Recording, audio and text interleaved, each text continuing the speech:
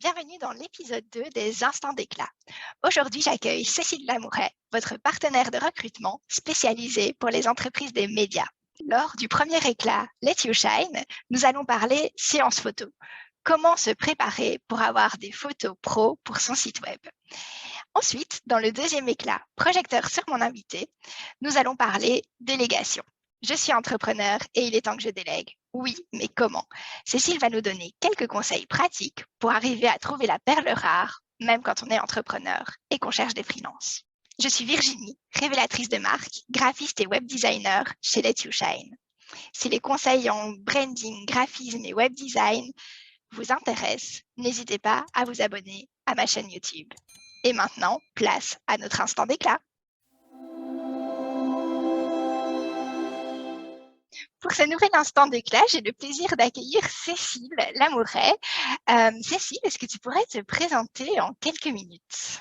Avec plaisir. Bonjour, donc je suis Cécile Lamouret et j'ai créé Mes Talents et moi. Je suis donc aujourd'hui partenaire de recrutement pour les petites entreprises plutôt du secteur des médias qui n'ont pas le temps de recruter. Donc je suis leur partenaire pour les accompagner, pour les soulager dans l'activité de recrutement. Et moi j'étais précédemment responsable ressources humaines en entreprise pendant une quinzaine d'années. Et donc ça fait maintenant 3 ans que j'ai créé mon activité. Super, écoute, bonne continuation à ton activité, qu'elle Merci. prenne son envol au maximum. Et aujourd'hui, dans notre premier éclat Let You Shine, j'avais envie de parler de comment se préparer pour réaliser une séance photo, pour avoir des photos pro sur son site web. Donc, je sais que tu es passé par cette étape et que tu l'as vraiment franchie avec brio. Tu avais vraiment bien préparé ta séance photo. Et donc, j'aimerais bien que tu nous partages 3 petits conseils pratiques que tu as mis en place pour toi. Avec plaisir. Alors oui, c'est vrai qu'on m'avait conseillé, j'avais ça dans un coin de la tête, de faire des belles photos avec un professionnel pour les différents supports, pour le site web et pour les posts ensuite qu'on pouvait faire sur les réseaux. Alors j'ai décidé de faire ça correctement et j'ai sollicité donc un photographe professionnel qui a l'habitude d'accompagner des entrepreneurs. Donc, c'était vraiment, il est habitué à faire ça et voilà, il fait les photos qu'il faut à la fois de mise en situation, de portraits très professionnels. Donc, j'ai bien sélectionné déjà le prestataire. Donc, ça, c'est le premier conseil que je donne, c'est de très bien sélectionner son prestataire grâce voilà, au bouche à oreille, un prestataire qui a été déjà testé et approuvé par d'autres, ça c'est important. Et il se trouve que voilà, ça s'est très très bien passé avec ce prestataire-là que j'ai trouvé très professionnel, très sympa en plus. Il m'a donné aussi des bons conseils pour me préparer en amont. Donc ça compte, hein, parce que du coup, c'est vrai qu'on se prépare comme il faut. Choisir le lieu, c'est vraiment très très important et c'est un des conseils qu'il m'avait donné. Mais c'est vrai que voilà, il faut bien s'imaginer que ce sont des photos qui vont servir potentiellement à une plaquette, à un site, voilà. Et il faut que ça reflète l'image qu'on a envie de donner de soi, de son activité.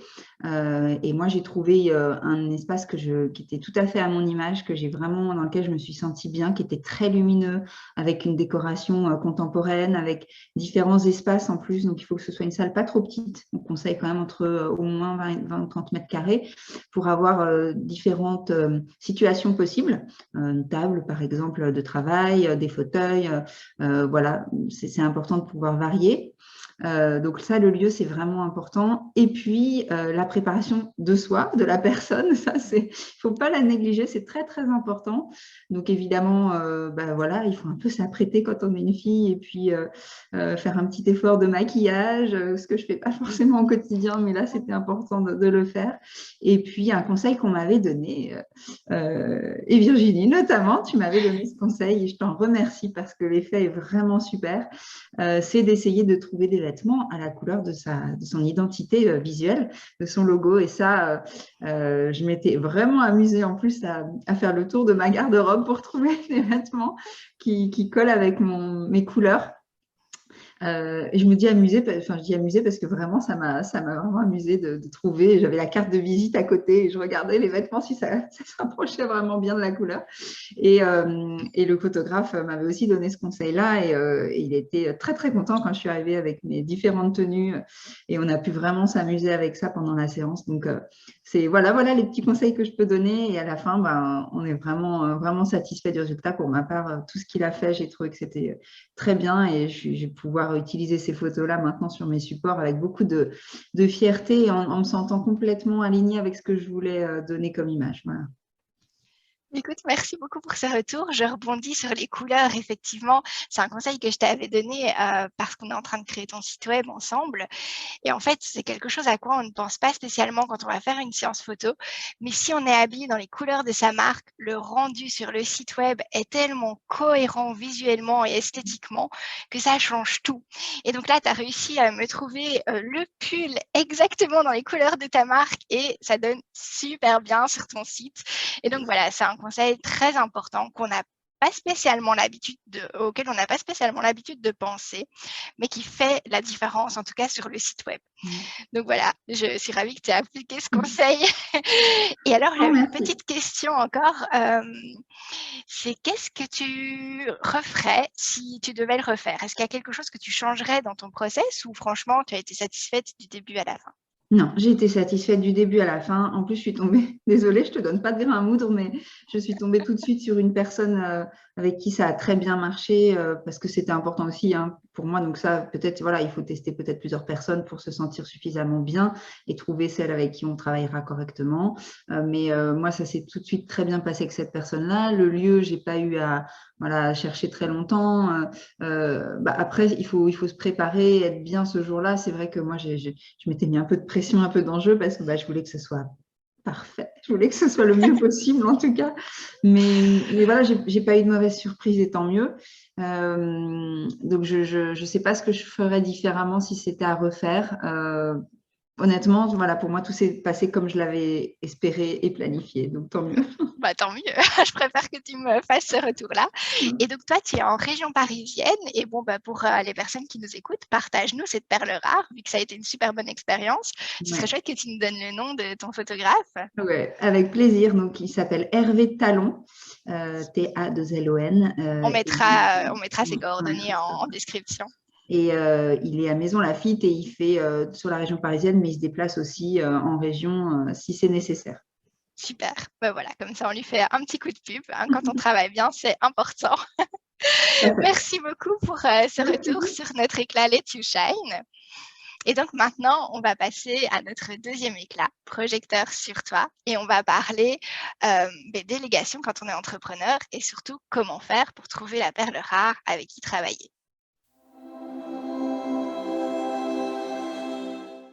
Donc, dans l'entrepreneuriat, il y a souvent cette étape où on commence à être vraiment débordé et on a besoin de déléguer. Mais bon, à part pour Cécile où c'est le métier, nous, c'est pas notre job de recruter et donc on ne sait pas trop comment s'y prendre pour trouver la perle rare avec qui travailler. Que ce soit pour engager quelqu'un ou pour travailler avec un freelance, je pense qu'il y a quand même quelques étapes essentielles pour trouver la bonne personne. Et donc, à qui mieux demander qu'à toi qui es spécialisé là-dedans, qu'est-ce que tu pourrais nous donner comme petit conseil si on veut déléguer? Alors, ce qui est important déjà, c'est d'être très au clair. Ça, c'est vraiment mon premier conseil, très au clair sur ce qu'on recherche. Donc, même si on ne va pas forcément, voilà, selon comment on va procéder, on sera peut-être amené à publier une annonce ou pas, mais en tout cas, même si on ne le fait pas, c'est important d'écrire les compétences qu'on attend, de quoi on a besoin très précisément, les compétences techniques, les compétences métiers, et puis aussi les savoir-être qu'on attend qui sont importants et le profil de la personne.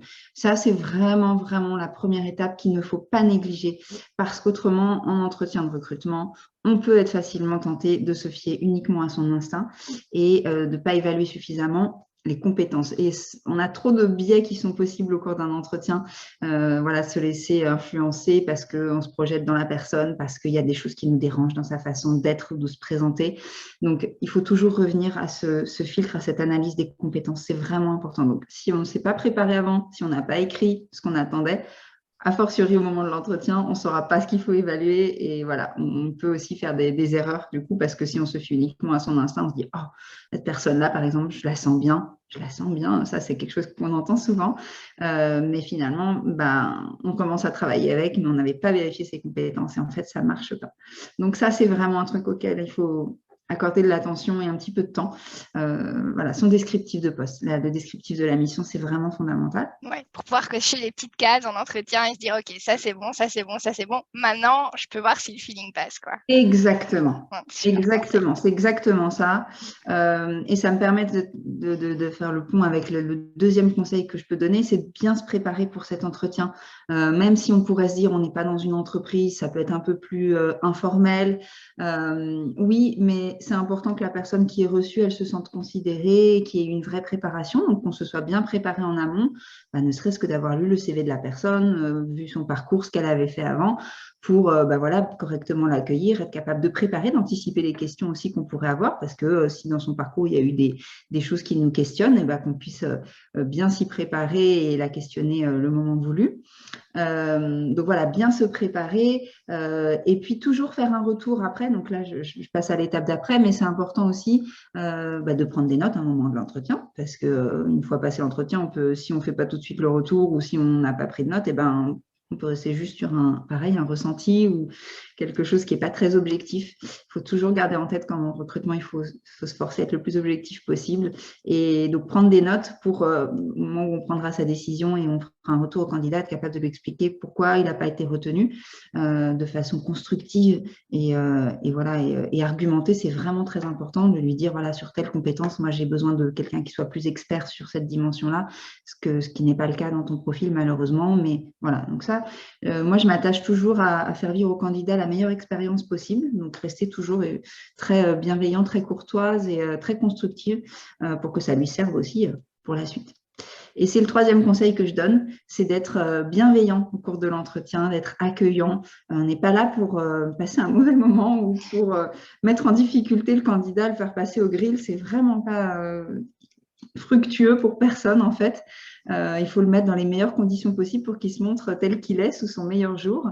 Il faut se dire qu'on est presque dans une discussion un peu informelle et puis on est là pour faire connaissance et simplement s'assurer que ça matchera entre nous, voilà, qu'on est compatible pour travailler ensemble.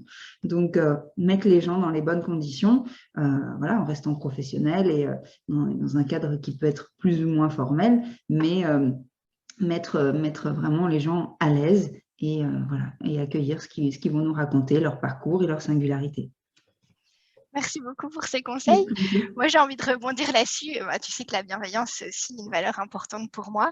Et ce que j'aurais envie de rajouter, c'est de se dire finalement, tant on doit jauger le candidat, que le candidat va nous jauger aussi et voir s'il a envie de travailler pour notre business, si l'émission l'intéresse, etc. Donc, il ne faut pas être dans une posture haute en se disant je suis meilleur que toi et je vais t'engager, mais dans une posture d'égal à égal, on va bosser ensemble, main dans la main, est-ce qu'on peut avancer, quoi. C'est tout à fait juste et tu fais très bien de compléter en disant ça parce que c'est vrai que moi, souvent, je dis aux candidats, vous avez aussi le droit de dire que vous n'avez pas envie de poursuivre le process parce que le contact n'est pas bien passé ou finalement le job desk n'est pas exactement ce que vous espériez. Oui, on est dans une relation qui est à 50-50 et il n'y en a pas un qui est supérieur à l'autre, bien évidemment. Et l'évaluation, elle va dans les deux sens. Ce n'est pas simplement le recruteur qui évalue le candidat il évalue aussi sa future entreprise. Et voilà, donc il faut aussi être un petit peu vendeur quand on est en recherche. Voilà, qu'est-ce que ça va vous apporter de travailler avec moi? Qu'est-ce que je peux vous donner comme avantage ou qu'est-ce qu'on apprendra ensemble? Mais voilà, ouais, c'est tout à fait juste ce que tu dis. Je pense peut-être encore plus dans le milieu de freelancing où on est finalement client l'un de l'autre. Et donc, il y a encore moins ce côté recrutement, quoi. Je ne sais pas si tu vois ce que je veux dire. Oui, on cherche à collaborer, en fait. Voilà, on est absolument, oui. Et on a chacun des compétences, on apporte une expertise qui se complète.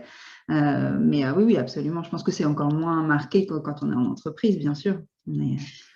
Écoute, c'est extrêmement précieux ce que tu nous as partagé là. J'espère que ça vous aidera vous aussi.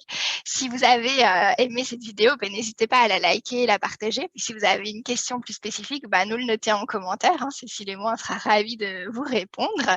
Et puis Cécile, si jamais on a envie de te retrouver, comment est-ce qu'on peut faire?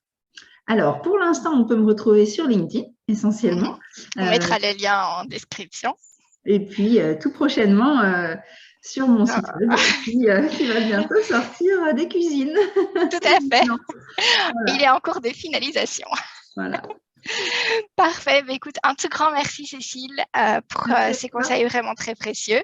Et je vous retrouve tout bientôt dans une prochaine vidéo pour partager des conseils créatifs ou un instant d'éclat. À bientôt.